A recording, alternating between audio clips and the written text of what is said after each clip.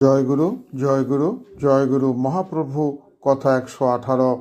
গতদিনের পরের কথা। সকলে প্রভুর সন্ন্যাস গ্রহণের কথা শুনে প্রভুর চরণ ধরিয়া রোদন করিতেছেন।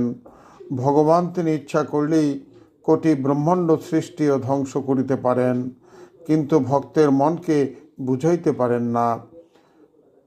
কাজী শ্রীনিমাই তখন কিং কর্তব্য বিমূঢ় হইয়া পড়িল।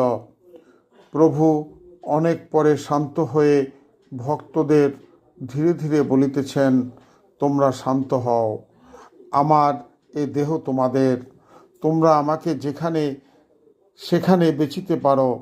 প্রথমত আমি এই পথে বৃন্দাবন যাইতেছি না, এখনই বৃন্দাবন যাব না, আবার আমার যেতে বিলম্ব আছে। আবার তোমাদিগকে আমি একেবারে ফেলিয়াও যাইতেছি না, আমাকে তোমরা সর্বদা দেখিতে পাইবে। আমি যেখানে থাকি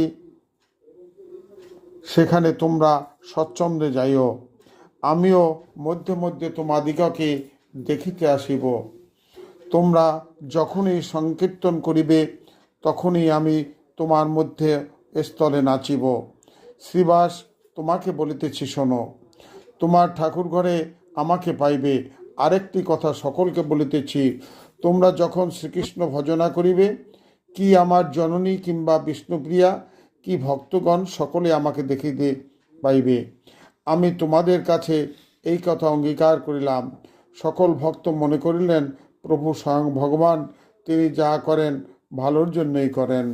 এর পরের কথা গোবিন্দ কৃপা করলে আগামী দিন বর্ণনা করা হবে।